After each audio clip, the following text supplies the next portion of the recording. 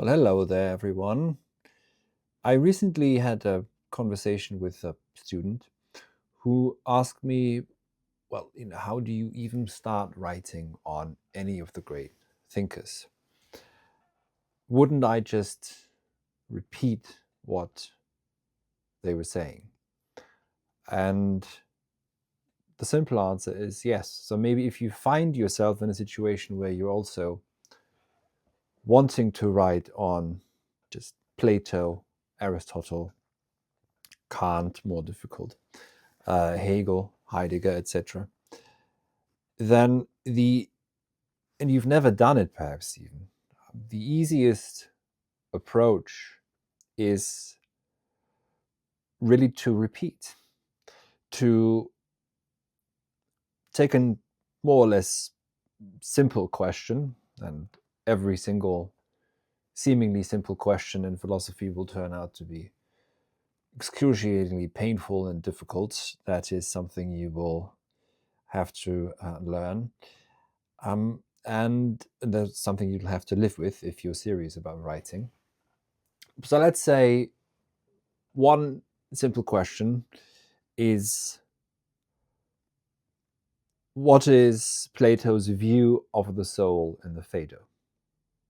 Now, I won't go over this here, but the approach then is that you read Plato's Phaedo. You read Plato himself. And the best thing to do is, if you don't know any ancient Greek, is that you read a couple of different translations. Because, as you will find, those different translations will actually say things very differently. Depending, if you read a translation from the 19th century, one that's more recent, some are really terrible, some are absolutely fantastic. So you'll get to see that not everything is perfectly clear-cut already from the beginning. Yeah, even just in translation, there's a lot that can be lost. And what then you begin to do is you summarize what Plato has to say on the soul. And you do that by repeating Plato, by retrieving Plato to a certain degree. And in doing so, you'll find that you may not even in the slightest have understood what it is that Plato has to say on the soul. You may find that what you thought you had understood begins to slip through your hand as you're writing. So this is a very important exercise. People talk a great deal about philosophy as a way of life and practices and exercise, etc. That's the practice.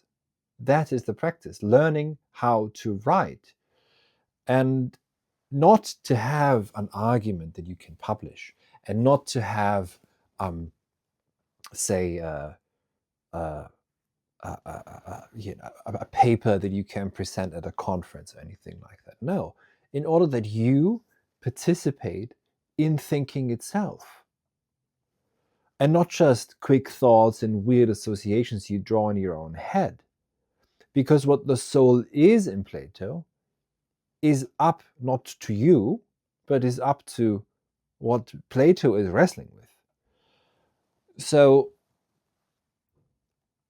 how you would go about this is, again, you start reading Plato's Phaedo. You read the relevant sections in particular on the soul, or the immortality of the soul, and then you begin to summarize those paragraph by paragraph. So this could be quite a long essay, really, but you really have to summarize using your own words, quoting from Plato, drawing something out that is in Plato, but that perhaps isn't fully explicated, but you will be repeating what Plato had to say.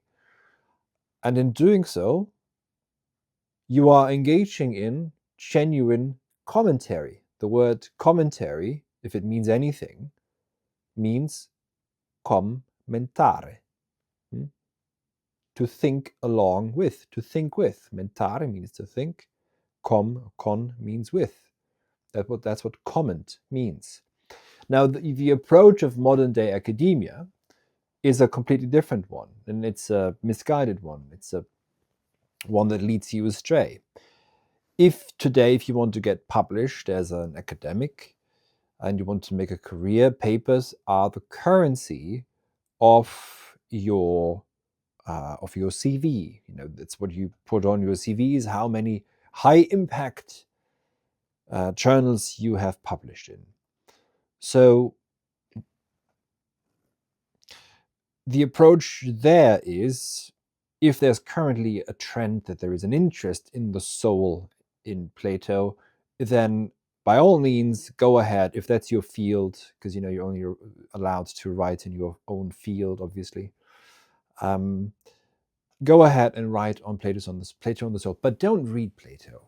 That's outdated. No, you have to read all the recent commentary. You have to quote all the important big names, and you have to summarize what they've had to say. You have to attack those who are in opposition to what the current trend is, so that you show your allegiance to one group over another.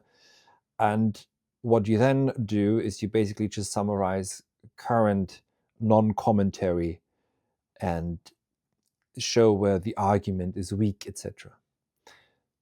That's a completely different approach. That's the opposite of commentare. It's not a comment. It produces an output. Yeah.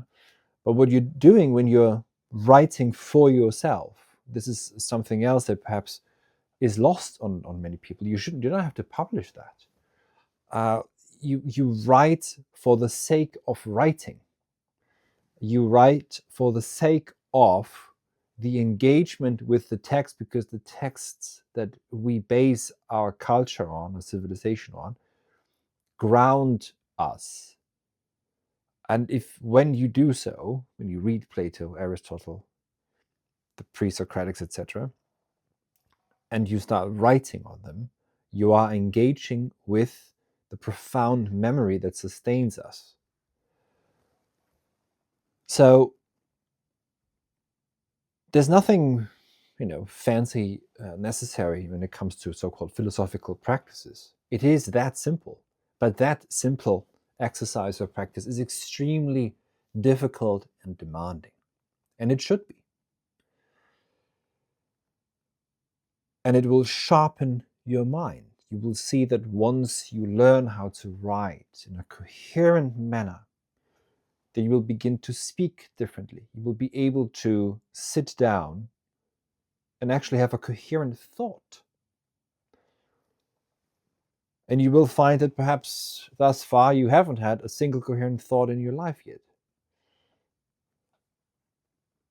And you will be able to also speak more coherently, articulate yourself more coherently, and also be able again to focus your attention where you meet your maker. So I would encourage you to start writing. And when you do, just as an example, what is the soul what is virtue in Plato's Meno dialogue? What does it mean? Do not look up anything on Wikipedia.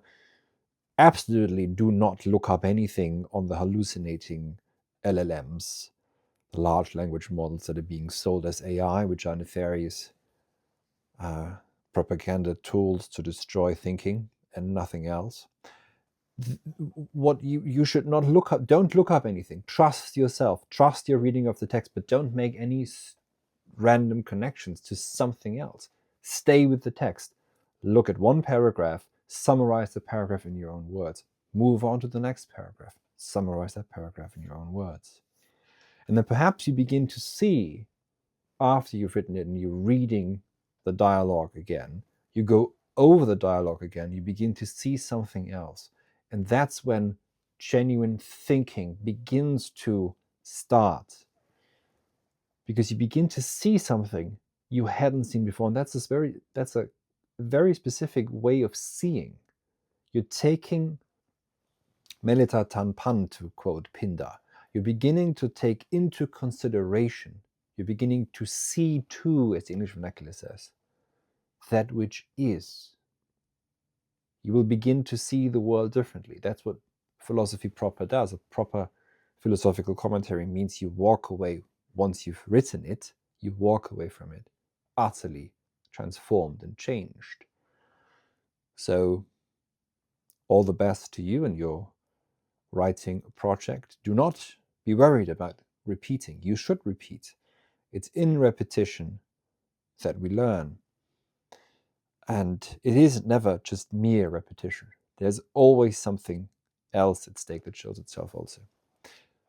And also, if I may mention this just briefly, if you allow me, if you want to get better at your intellectual life, then I invite you to take my course on the intellectual life reimagined for the 21st century, where I bring together different methods and ways of approaching the digital virtual sphere so that you can flourish, not despite it, not within it, but to a certain degree thanks to it, but always with a healthy distance also.